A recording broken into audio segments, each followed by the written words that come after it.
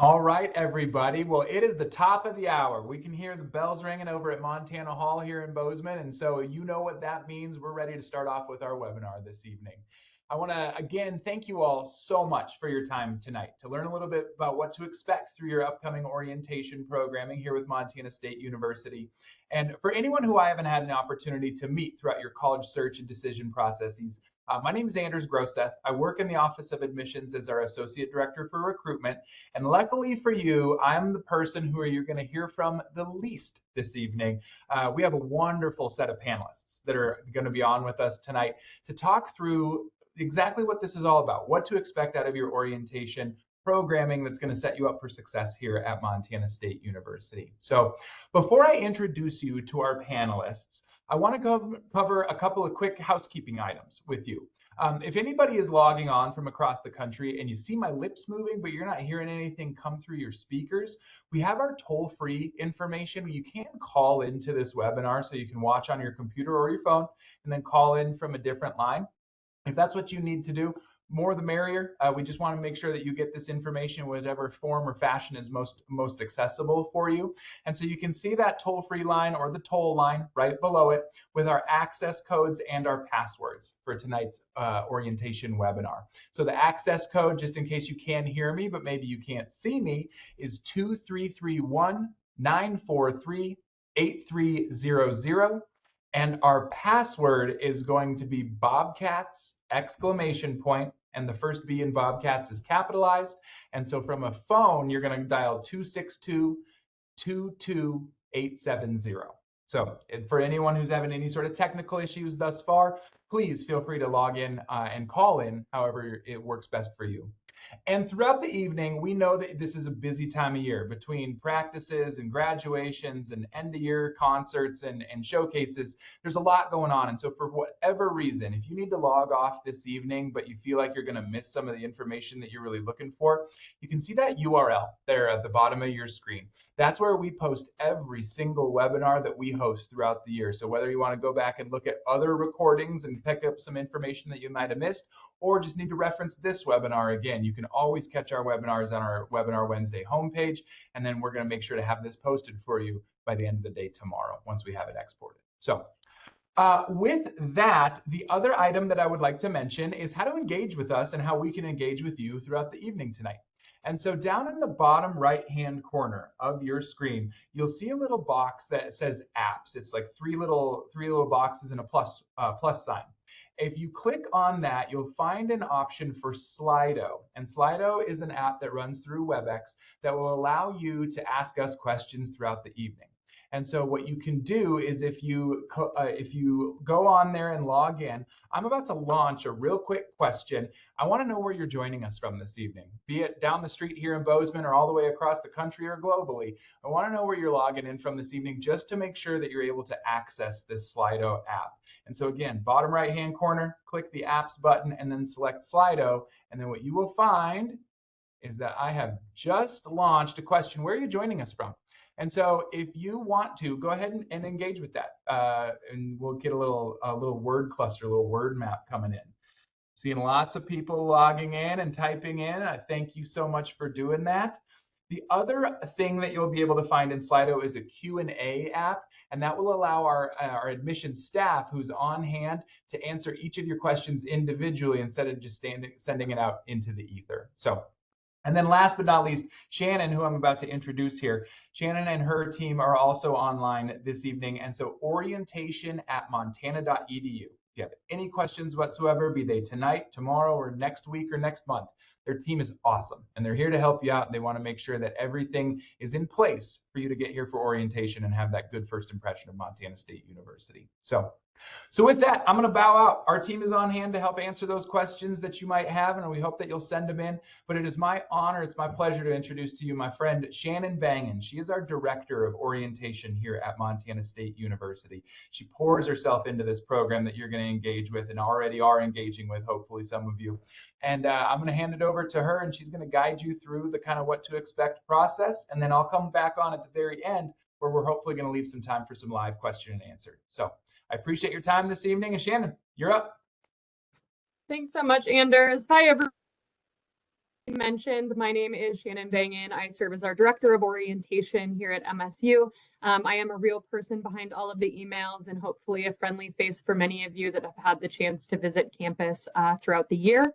As he mentioned, we do have an entire team. So as you reach out to orientation and as you inch towards your in-person program, you can always correspond with myself, our program coordinators, our program specialists. We're all happy to help you, and you can reach us at any point leading up to your session. I will also mention that we have one of our advisors, Emily Edwards. She serves as the Director of our Advising Commons here at MSU. She's going to be hopping on here in just a little bit, so you'll have the chance to meet her as well.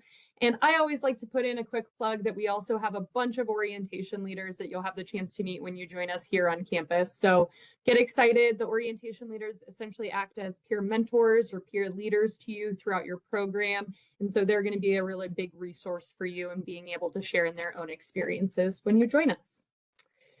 Awesome. So today's webinar, we're going to cover a bunch of information, basically what to expect, how to find information leading up to your session. We're going to talk a little bit about your online pre-orientation and what that looks like and some of the details that are encompassed in that pre-orientation. We're also going to talk about your in-person program. So whether that be lodging or advising or what to expect from your session here on campus. We're going to touch on parents and family members and how you can engage throughout the process. And then finally, some important dates and reminders. And we're going to answer all of those questions as we go, as well as answering some of them at the end as well. So just to start as a general introduction, a lot of students have maybe visited campus before, but there's also some students who haven't even been stepping foot on the MSU campus when they attend orientation. And so really orientation covers all of our bases in terms of introducing students to the university. We want to make sure that students are equipped with knowledge, relationships, confidence that they need to be able to navigate their first year. And really the vision of orientation is that you feel welcomed, supported, and prepared to begin your first few days here at MSU and really your university journey. And so I know that's a big task. So we have a lot of different pieces of orientation that we're going to go over here in just a moment. To kind of give you a better idea of the basics, the requirement for all incoming students is that they complete orientation, and that includes both the online pre-orientation and the in-person session. So both are a requirement.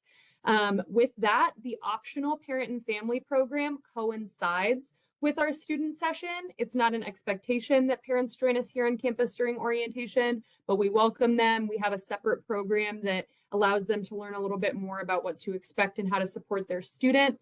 But ultimately, all of the pieces encompass both the student and the parent and family knowledge throughout those 2.5 days.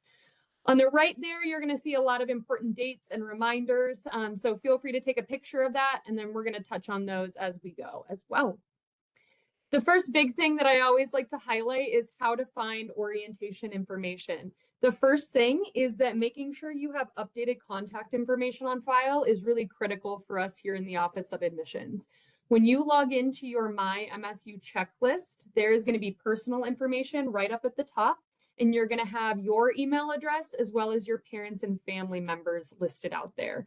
If you don't have a parent and family member contact and you would like to add one, this is how you would go in and do so. I also highly recommend making sure that the email address you have on file is not a high school email. A lot of students might put in their high school email and then they lose access throughout the summer. And so make sure that you have some updated information on file so we can get in contact with you. If you scroll down on that confirmation page, you're also going to find an orientation section.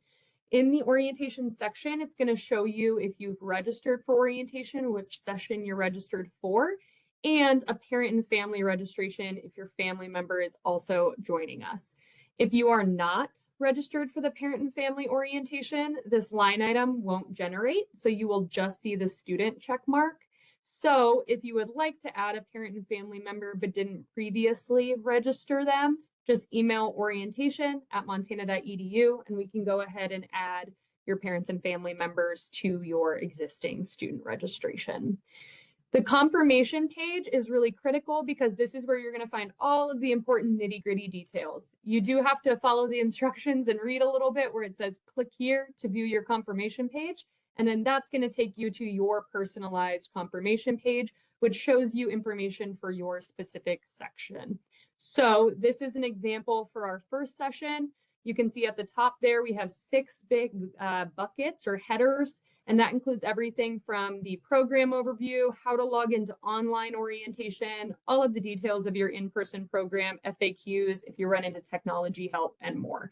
So really, it's important that you take a look at this confirmation page in depth. We continue to add information as we get closer to sessions, or if there's any important info that we need to share, that's usually where we drop it first. And so please take a look there. It has everything from online orientation instructions through to in-person program.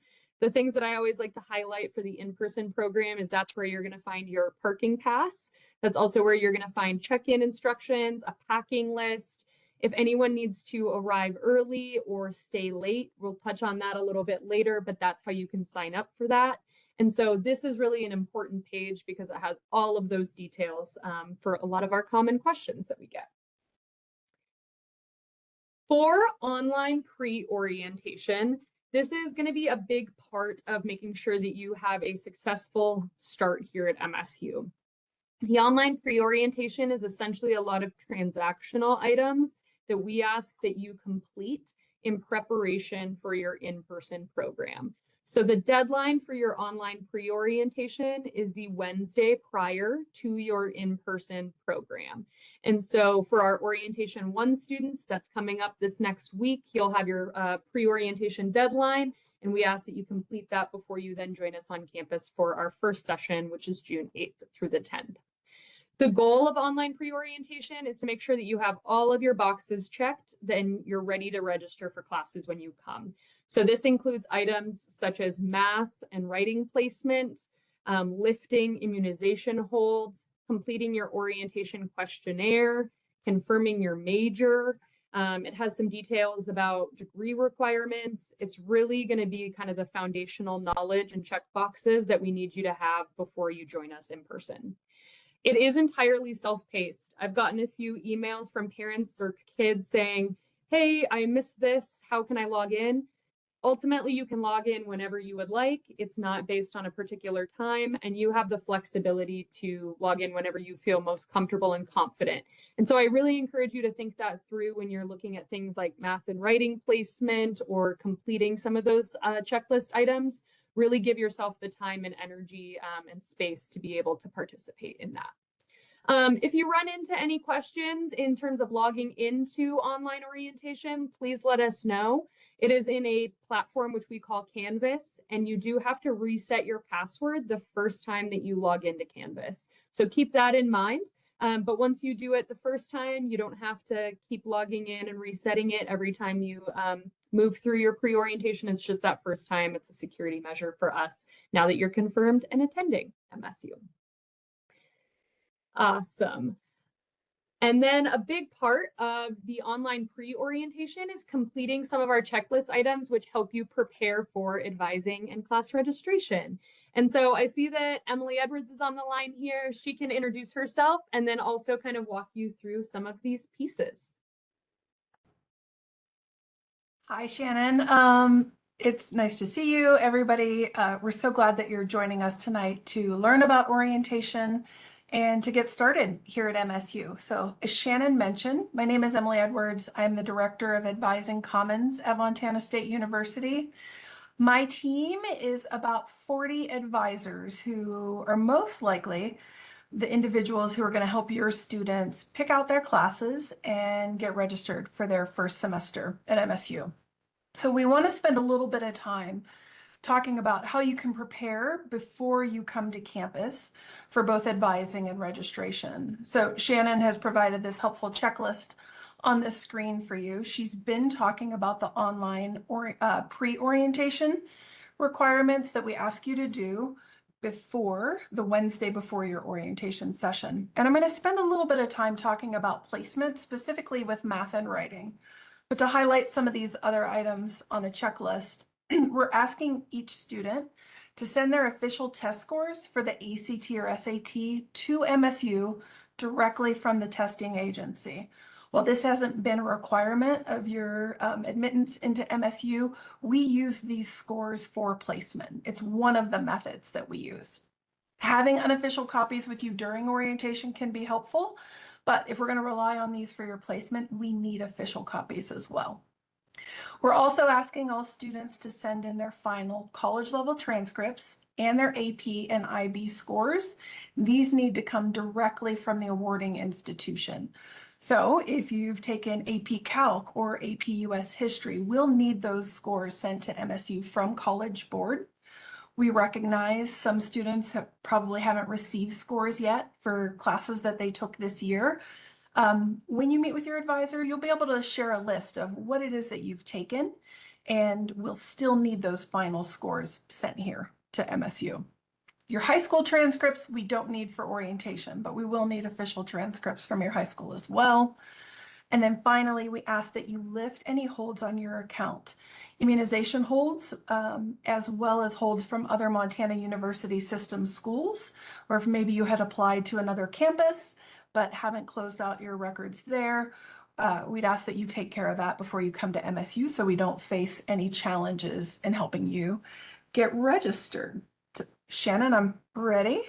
We're going to talk about course placement. One of the reasons that we ask folks to send ACT or SAT scores in is because this is one of the mechanisms that we can use to place students into not just math or writing classes, but some of our other classes at MSU like chemistry or accounting or economics.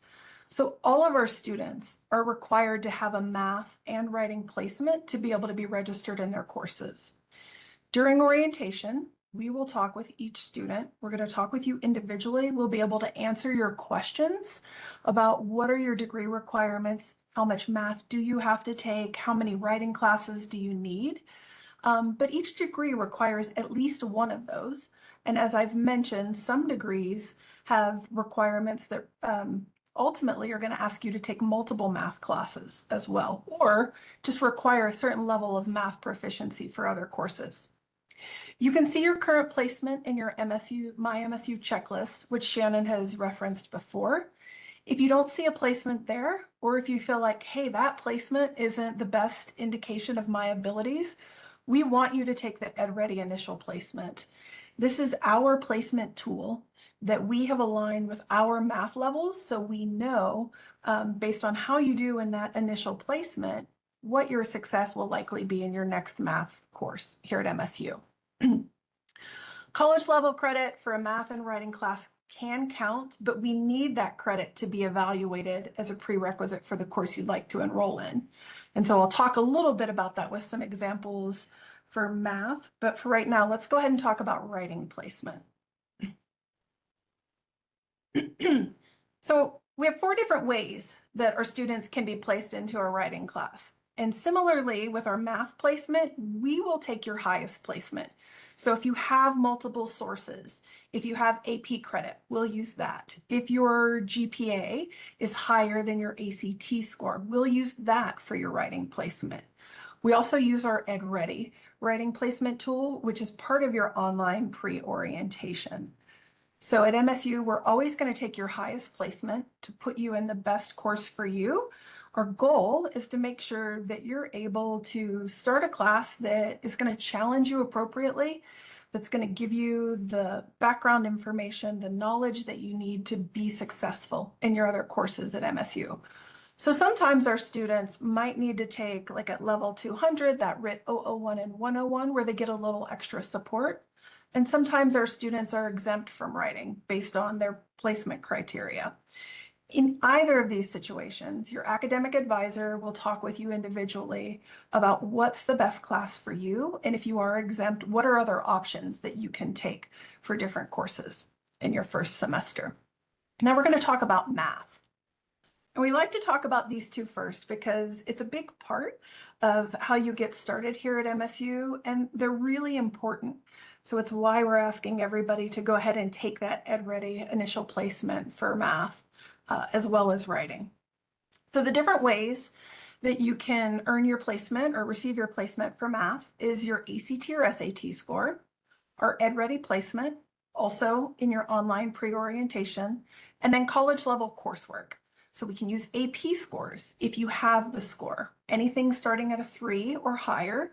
If you have a dual enrollment course, meaning you took a college level course for which you've earned college credit at your high school, we'll need that credit from the awarding institution. So if you took, let's say, college algebra at FVCC, Flathead Valley Community College, or at Front Range, we'll need you to send those scores from those institutions to MSU. Until we have those scores in place, we're going to ask you to take our EdReady math placement. We also encourage you to bring copies of unofficial transcripts, using that example of maybe taking an algebra course at Front Range Community College. Bring a picture of that with you to orientation so we can look to see if we can get you temporarily into a math course or if we'll need you to take our placement as well. We don't utilize high school GPA by itself as a way to place students in math courses, but as you'll see on our next slide, it is one of the factors that we consider. So this is our math flow chart at MSU. We have multiple different starting levels for our students to start in math because we recognize that each student is going to have a unique background, unique skills in math. Some may need more assistance or foundational knowledge than others, and others may be ready to jump into one of the classes listed here or potentially even a higher course if they're bringing in AP credit. So the way that you'll be able to tell which math class is required for your major, again, is through advising, talking with your academic advisor at orientation. But this flow chart is helpful for you to see if you have the ACT and SAT scores, what your current placement is. And as we've mentioned before, if you feel like maybe your math knowledge isn't best represented by an ACT score from taking the ACT when you were a junior, you can take our EdReady placement to try and improve your placement level. Let's go ahead and move on. Thanks, Shannon.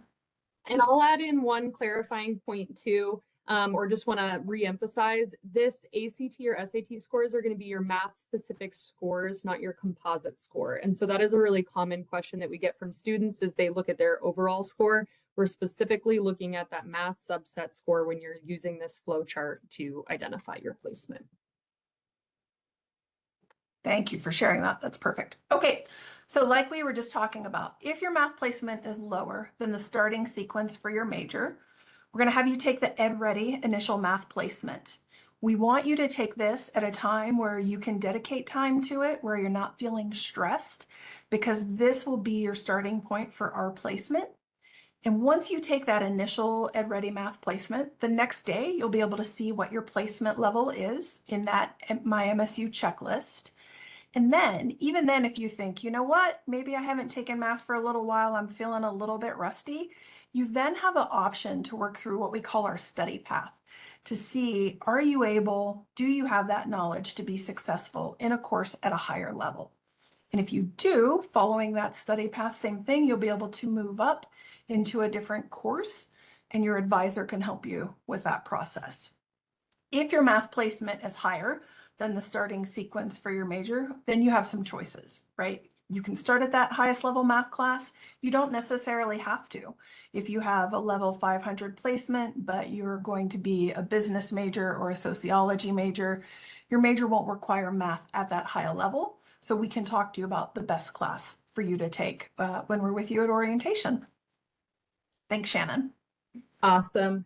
And before I move on, I really want to reemphasize that so many of these scenarios are going to be really personalized based on your background and your classes and your test scores. And so the best thing to do is to log into that online pre-orientation, review the information to the best of your ability, take some of those assessments. It only benefits you because we're always going to take the highest, and then show up to in-person orientation with your advisor, ask questions, and engage in the process. We know that math and writing placement can be really confusing or even sometimes anxiety-inducing for students, but really our goal at MSU is just to ensure that you're registered for the classes that are going to make you the most successful and give you the most foundational knowledge for your particular major, your long-term goals. So a big thanks to Emily and the advising team because they do a tremendous job in being able to support this process as well. So a big part of the online pre-orientation is that advising piece and, or at least the math and writing piece and kind of reviewing those details. And all of that helps prepare you for then the in-person orientation. So I'm going to review some of the details of our in-person orientation for a second.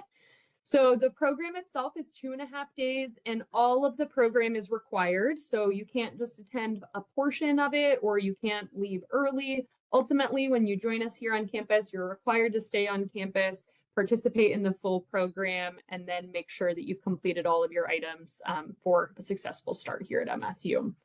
You are going to be divided into groups based on your area of study. So we will have all nursing students together, all history students together.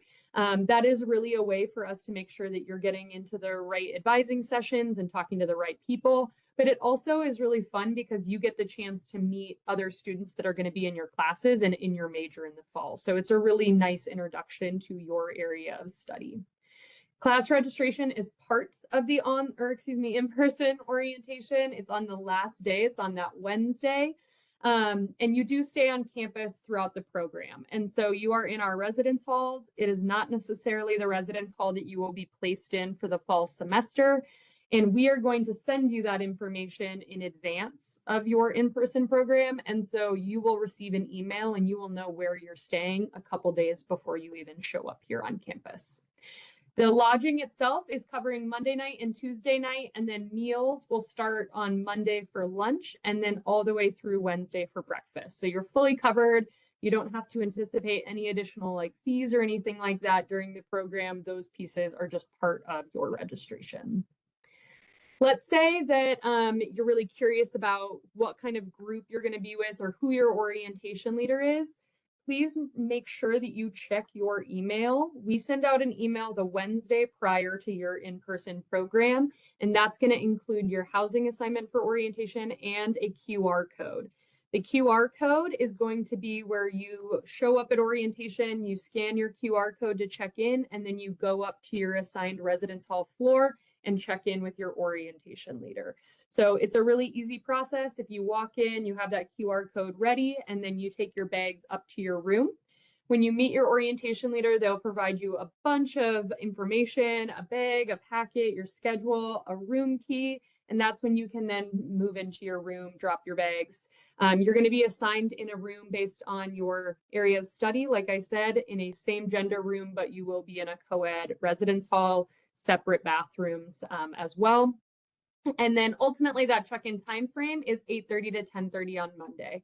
I would recommend coming a little bit early or making sure that you give yourself adequate time, just because we don't want you rushing and feeling really stressed just when you start your orientation.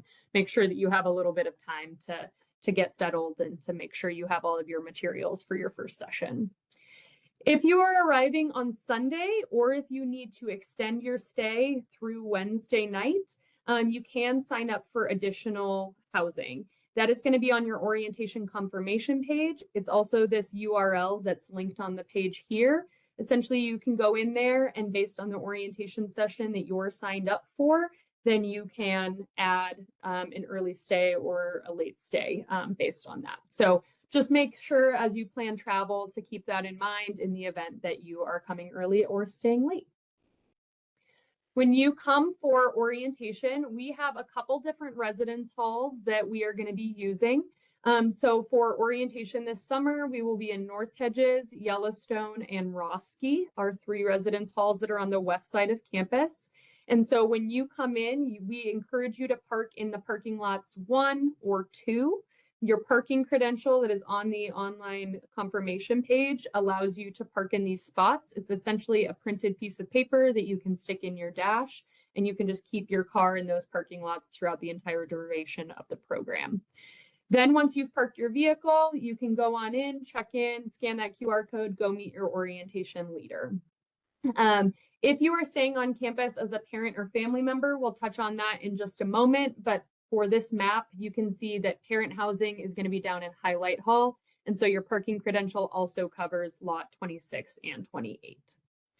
We do also have an airport shuttle. This is something that we've added because there are so many students that are going to be flying in and out of the Bozeman Airport at different times. So there are particular times that the Streamline bus service will be picking up at the airport. On Sunday, it will be at 4 p.m. and 6 p.m. There will also then be times on Monday morning and Wednesday. There will be a campus pickup that takes students to the airport around 1 as well as 3 o'clock. So that's free. There's no additional cost to that. You don't have to sign up in advance. If none of these times work for you, if you are flying in at different times, you can always use an Uber or a Lyft or anything like that, a local taxi. There is a variety of rideshare opportunities here in Bozeman for you to take advantage of if these times don't work for you. In terms of what to bring, one of the most common questions that we get is if you have to bring bedding. Basic bedding is provided in the residence hall, so sheets, pillow, blanket. If you would like to bring anything else that's going to make you feel a little bit more comfortable, we encourage you to do so. In addition to that, we would always recommend bringing a pencil, a notebook. Comfortable walking shoes is really important. You're going to be walking a lot throughout those 2.5 days, and so making sure that you feel comfortable getting from building to building. You will be staying in our residence halls, and so we encourage you to have shower shoes or any toiletries.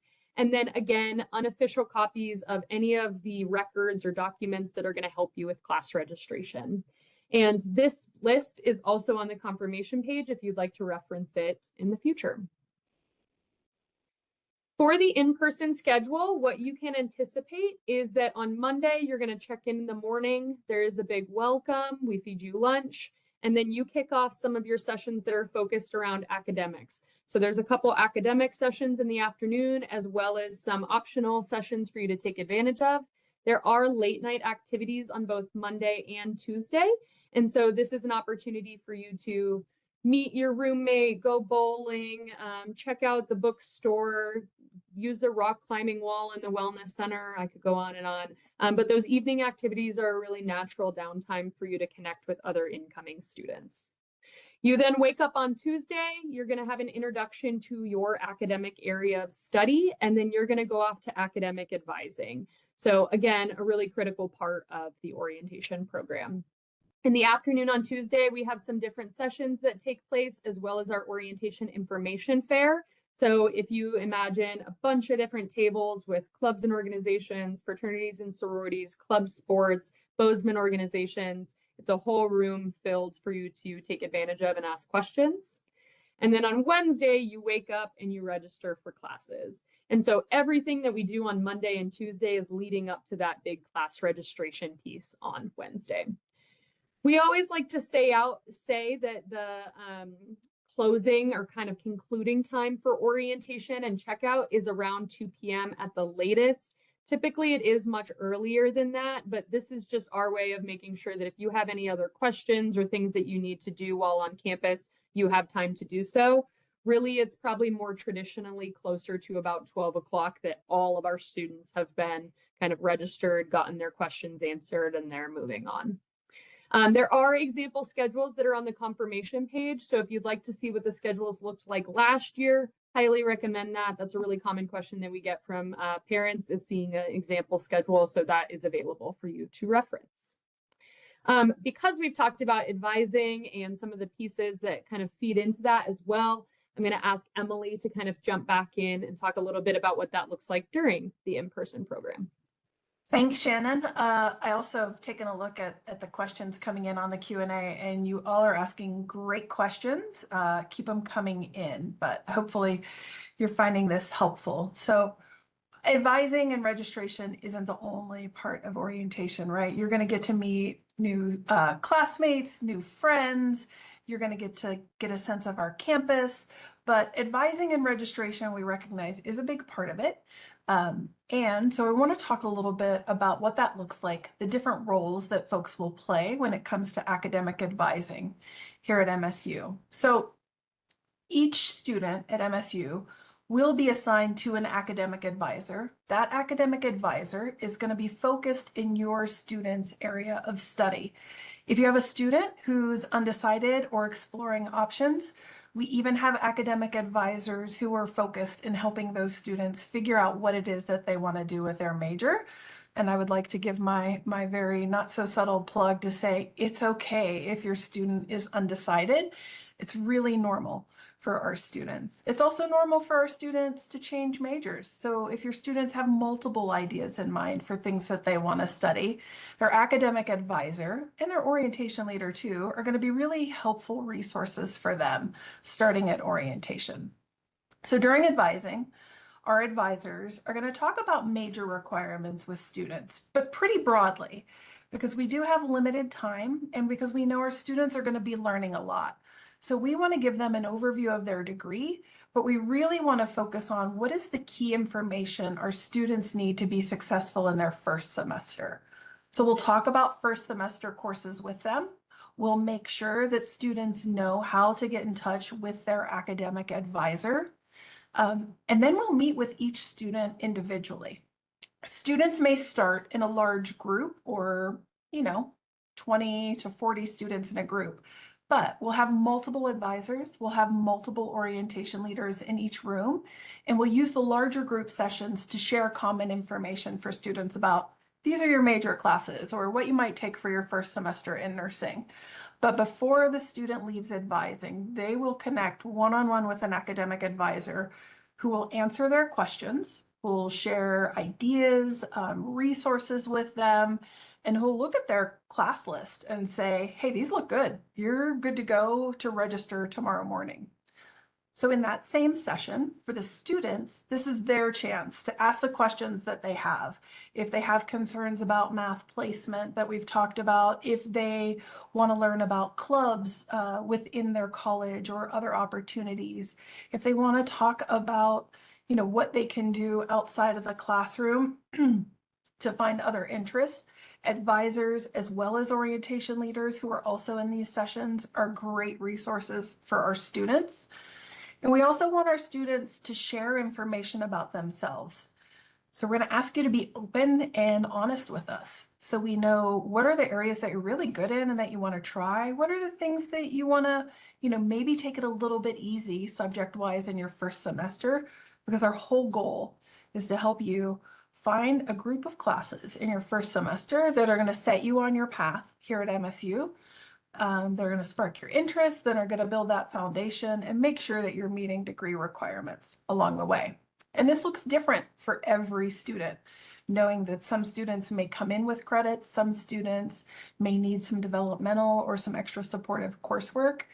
That's why we're going to talk with you one-on-one, so we can make sure that each student's questions are answered. And then the orientation leaders are there to share their insights and their advice. They will have taken a lot of the classes that your students are going to be registering for. They can share their tips, their ideas.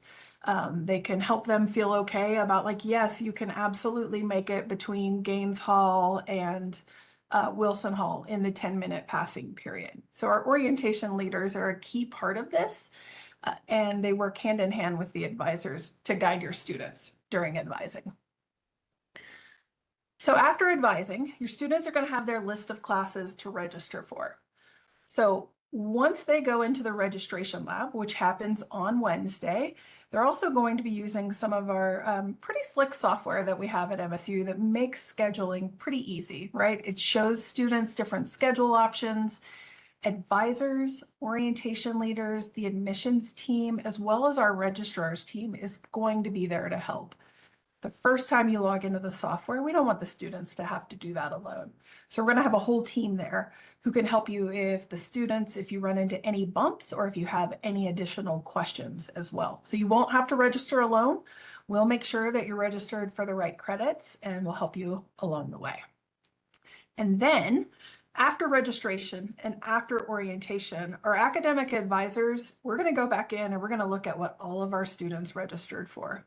So my favorite example is if somehow a brand new student ends up registering for a 400 level Shakespearean literature class, the advisor's probably going to reach out and say like, hey, what happened? Maybe we should look for another class instead, or tell me why you chose this class.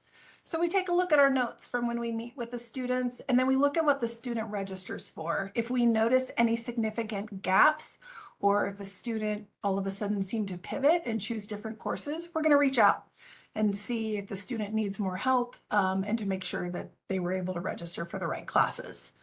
We put Notes in DegreeWorks, which is a degree auditing software program that the students have access to and advisors have access to.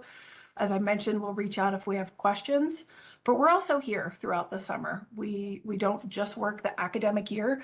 So even if your advisor doesn't say, hey, I have extra questions for you, the student can reach back out to the advisor over the summer to ask additional questions. If they have placed up in their math placement, your advisor can help you adjust your schedule later on.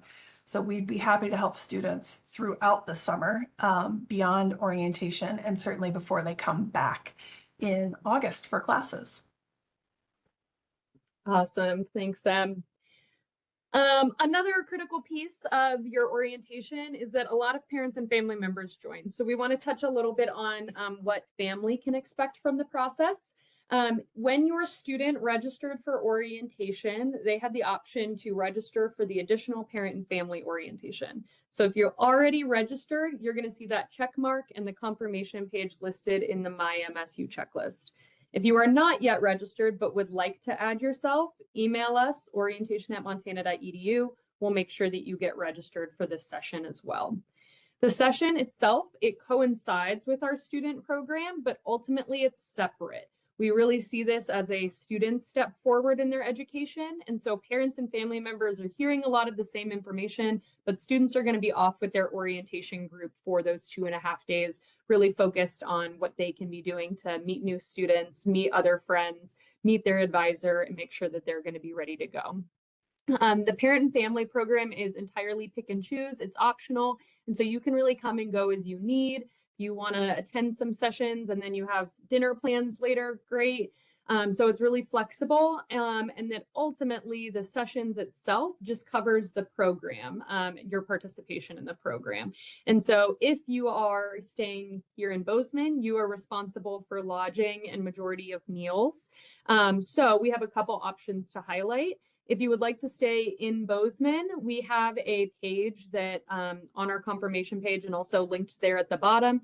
It's through our Chamber of Commerce and it lists out a bunch of different discounts that we partner with local hotels on and opportunities for you to make sure that you're staying in certain places that are either close to the university or highlighting certain amenities that you'd like. And so highly recommend checking out that discount travel page. We also then have on-campus housing available for parents and family members. So it's a really inexpensive option to stay here in Bozeman in the summer on campus. With that being said, it's not a hotel, you're staying in a residence hall. So there's some things to kind of consider, things to bring with you for your stay, but it's a great option and you get to experience what your student will be experiencing in the fall as well. For the schedule, there are information sessions. There's the chance to connect with other parents. A lot of opportunities to connect with MSU staff and faculty. That's probably the biggest piece of feedback that we get from our parents is that they really enjoy connecting with staff and faculty and asking their questions in a personalized fashion. We also then have a parent and family social that takes place during orientation, and there is a brunch on Wednesday morning. There is an example schedule on that confirmation page, so feel free to review that and then you can kind of get a better idea of what to expect. But ultimately, you're going to be checking in on Monday morning at the exact same time as your student. It will be a separate location.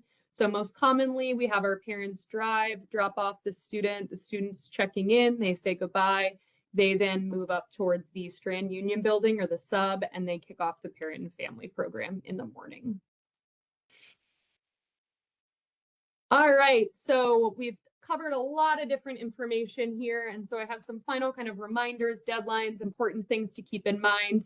The online pre-orientation, it's open now, it's available. You can log into that Canvas platform and start your pre-orientation if you haven't already. The deadline is the Wednesday prior to your in-person session. You will then attend in-person orientation based on your chosen dates. And other important dates to keep in mind, parking permits go on sale August 3rd. A common misconception that we get is that you have to be registered for classes to be able to purchase parking permits. As long as you're registered for orientation and or registered for classes, you're good to go. And so starting August 3rd, all of you will be participating in purchasing a parking permit online if you are bringing a vehicle to campus. It's not an expectation that students bring a vehicle to campus. It's definitely a very walkable campus, so something to keep in mind, but there are some options for you to explore in terms of transportation in your online pre-orientation. Move-in takes place the weekend prior to when school starts, so it will be taking place August 23rd through the 25th, but you can sign up for your move-in time starting in July. So mark your calendar, you can go in, sign up for a particular time, and truly they have it down. It's a slick system where you pull up in front of your residence hall based on your time. There's staff there, they roll out big carts, people help you carry all of your heavy things up, you check in really easily. It's a really nice, smooth welcome and introduction to campus. MSU Debut, I'm going to touch on that in just a moment, but that is essentially a series of events and programs that welcome students to campus. The first day of class is August 26th, and then bill confirmation ultimately comes after you've registered for classes. So we've already gotten some questions from parents or students about when do I need to confirm our bill or pay our bill. You can't yet pay your bill because you haven't yet registered for classes. That takes place during in-person orientation. The deadline for paying your bill is ultimately going to be the 15th day of class. MSU Debut, as I mentioned, is a series of kind of welcome events to make sure that students have a successful transition. They're meeting people, they're feeling connected to the community. A couple examples are Catapalooza. Catapalooza is an event where there's a bunch of different tables and there's a concert and there's food, and it's your chance to walk around and maybe sign up for a club or ask questions to a local organization. Our Gold Rush football game is the first football game of the year. That's where everyone wears a gold t-shirt. I could go on and on. There's a lot of different events as part of MSU Debut, but it's really ultimately a way to make sure that you feel welcomed and supported during your start here at MSU. Awesome. So I know that we've covered a lot of different information. We've kind of hopped around. We've tried to hit on all the high points, everything from your online pre-orientation through to your in-person session. And you've been chatting in questions as we go. And so I'm going to invite Anders back on so we can review some of the most common questions and we'll answer those live for you. Right on. Thank you, Shannon, and thank you, Emily. For everybody joining in from all across the country, you can see the level of detail and specificity that these two put into the work that they do, and I can assure you that the runway that's going to lead to your first couple of days here at Montana State University, they've ironed everything out to the best of their abilities, and so we do take a lot of pride in this programming. But these two really are kind of like the leaders of the charge for helping you have those first great couple of days here at Montana State University in the fall. So major kudos to you and your teams. So, okay, so I was writing down some questions and I was typing up some questions as we were going. There's a lot of questions that had to do with placement. So I don't want to spend too much time on that, but there were questions about that. And one of them that jumped out to me, actually, this is kind of a combo question. They build upon each other. If my math placement score is a 400, but I've already taken dual credit pre-calculus, would my score bump up to a 500? And if it did, could I still take and use the math review tool? So I think they're talking about EdReady right there. Emily, do you want to touch on that one? Oh my gosh, I'd love to talk about math. Yes, so if you are bringing in an equivalent of our pre-calculus course, you wouldn't have to take our pre-calculus class. You'd be able to go into the 500 level course if you need it. That said, if you want to review and you want to use that EdReady study path, you're welcome to. That's open for students to use. You're able to improve your placement by 2 different levels, but it is a tool, and so we encourage our students to use it.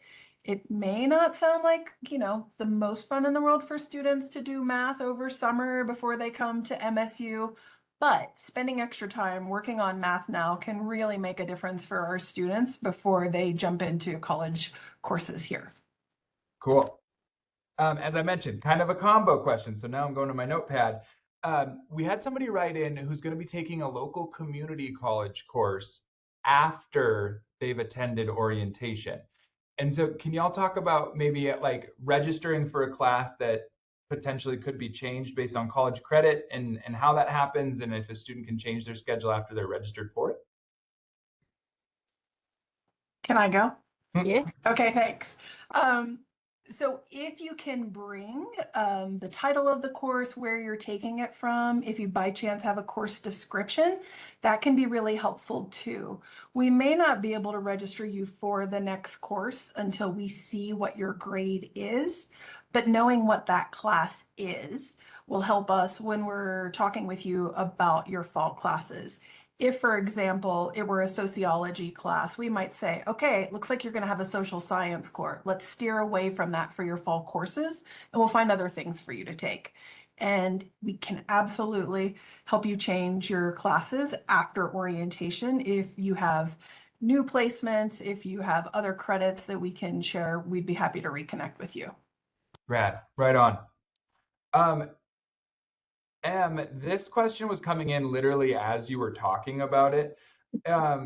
Specifically with other MUS schools or Montana State schools, if a student has a hold from a different MSU school, how would they know that? And B, what's their best path to get it lifted? Like let's call it an immunization hold. That happens quite often. Yeah, I can take that one. So ultimately, if you have a hold on your account, whether that be an immunization hold, you can see that in your My MSU checklist. So you'll be able to see some of those health services holds specifically.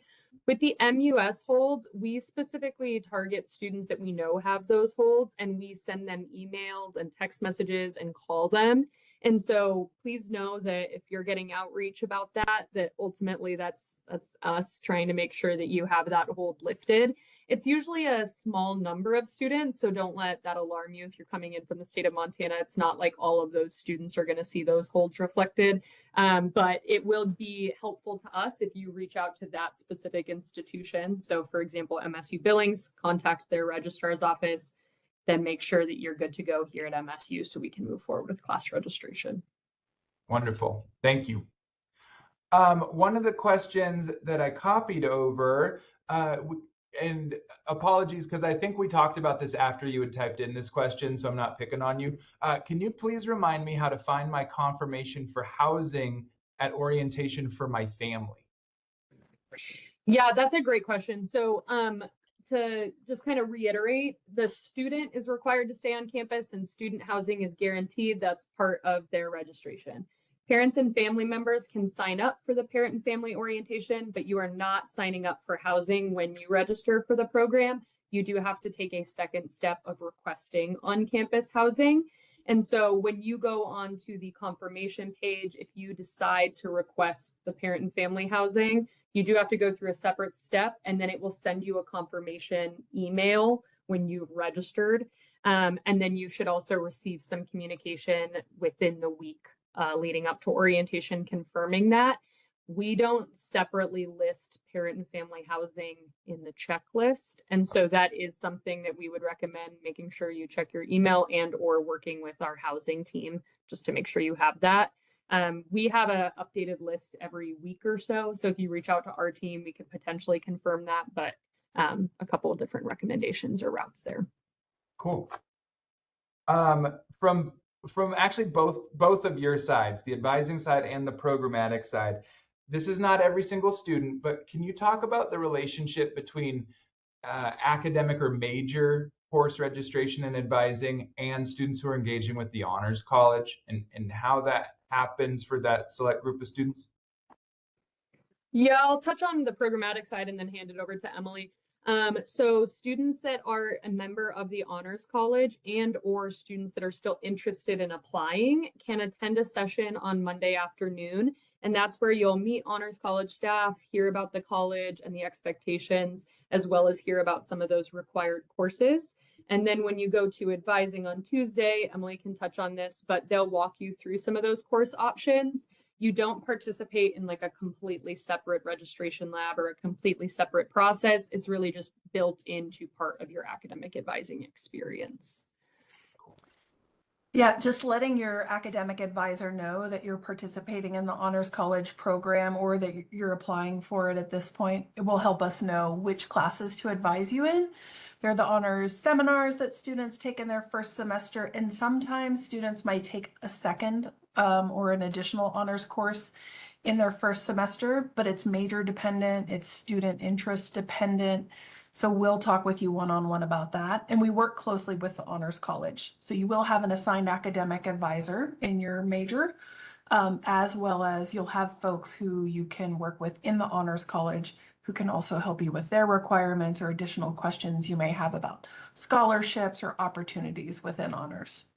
Cool. Right on. Let's see. I'm going to go over here real quick.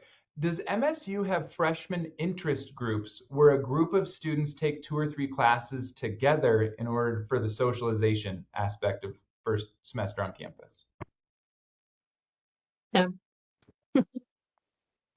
I know you can also answer this question too, so I'm Thanks, trying Sarah. to wait and not just jump in. We do have a couple spots where there are what we would call some communities, and this can also happen very naturally. One example is architecture, where our architecture students are probably going to be taking at least 1, most likely 2 architecture classes together in their first semester. Plus their time together in the studios, they're going to get to know each other. So while we have limited first freshman interest groups, we do have themed living communities in the residence halls that students can sign up for, as well as our students often end up in classes with their with students in their same major or similar areas of interest as well. And if I could just add one item on to that, for anyone who's not super familiar for kind of the operations of Montana State, our average class size on our campus is about 30 students on campus. And that includes some of those larger lecture hall classes that'll be primarily in a student's first year. So your classes get real small real quick. And that community that you have academically does get pretty tight right from the very jump. So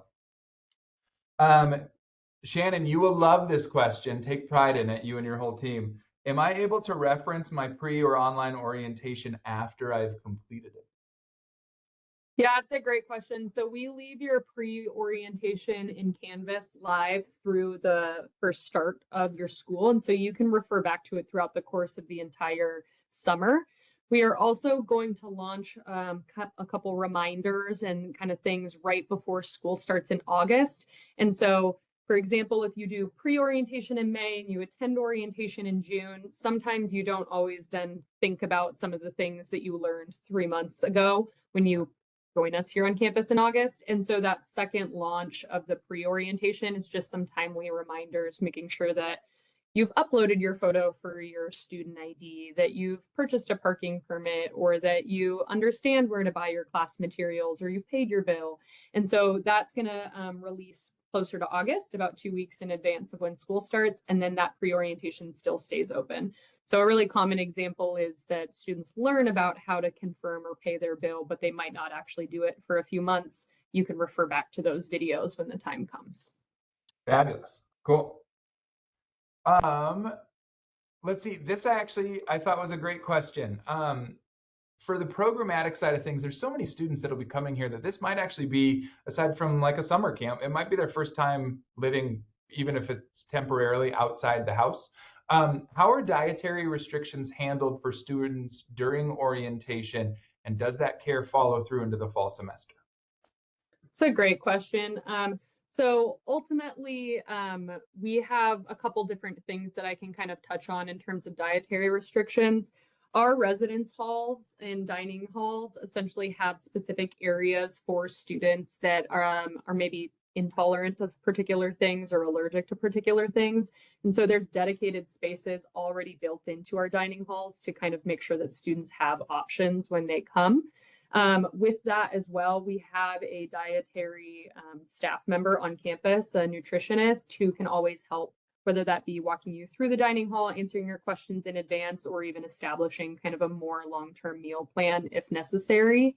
And in the dining halls as well, there's all of the ingredients listed out on every single item as they come. So if you're looking for a very specific thing, you can actually read through and look for the particular ingredient before you even pick up a plate. So there's a couple different options. If you have some significant concerns around that, you can always work with us in addition to our Office of Disability Services to put some accommodations in place. They're a great resource. But If it's just kind of some basic stuff like I'm lactose intolerant, there's really some resources that are built into our dining halls to kind of support that. Awesome. Cool. And then I didn't type either of these out, but there were several questions about like flight times. And so Shannon, I know you kind of had that chunked up schedule on the screen. Just loosely, if a student is flying out, sometime in like the later afternoon, early evening on that Wednesday, safe, not safe, change of flight, what's your suggestion? Yeah, we really encourage students to try to work around the orientation schedule to the best of their ability, but we understand that that's not always feasible and that, travel plans can kind of dictate their ability to participate on Wednesday. So really what we would recommend is that if you have something in the early afternoon, you're more than okay. You have more than enough time. If it's something where you're leaving earlier on Wednesday, when you check in with us, you can notify your orientation leader. They can work with you to make sure that you still get registered and that you're good to go. All of that to be said, we don't want you like leaving in the middle of the day on Tuesday, for example. We want you to still plan travel to the best of your ability for Wednesday, but we really work with a lot of students and they can communicate with their orientation leader when the time comes. Cool. And then now my question, it's the very top of the hour. And so for everybody logged in this evening, again, thank you. We want to be respectful of your time. But from your own seats, from your vantage points, just one piece of advice for somebody who's going to be engaging in a university experience, in a college atmosphere, potentially for the first time, coming to orientation from the academic advising and from the orientation programming side of things. If you could just drop one little nugget for anybody who's coming, what would that be? Yeah, I can kind of start. I always say really be curious, be open-minded, and make the most of the experience. Ultimately, it's your chance to kind of have a first introduction and to meet a lot of people and learn about clubs and organizations, or try something new, or take a class you've never even thought about taking. And so ultimately, it's really your chance to kind of come in and just take it all in. And so really you get the most out of orientation based on how much you put into it. And so that would be my piece of advice. What about you, Em? I think mine's similar. I would truly encourage you to ask questions and to not be afraid. Sometimes folks don't want to ask questions. Maybe you're afraid something was already covered. That's okay. Like, you're going to learn a lot while you're here, and we don't expect you to remember everything immediately. And our goal is to help you learn this new environment, to feel comfortable with it. So trust that we're genuine and take advantage of our help while you're here. Nice. Well said. So with that being said, we've kept you for 2 extra minutes from all the way across the country or just up the road. Thank you. Thank you for your time this evening. On behalf of everyone here at Montana State University, we cannot wait to welcome you to campus. First for your orientation session, then for your first couple of days of classes. And so to Shannon and Emily, thank you for your time this evening. Thank you for taking so much care and detail with all these students that are coming in. Our admissions staff that's helping answer all the questions that came in throughout the evening, thank you so much. And in the meantime, if you need something from our orientation team, orientation@montana.edu, or you can always reach us at admissions@montana.edu, and we will be more than happy to lend a hand however we can, whenever we can for you all. So appreciate your time. We'll look forward to seeing you at orientation. And until then, go Cats.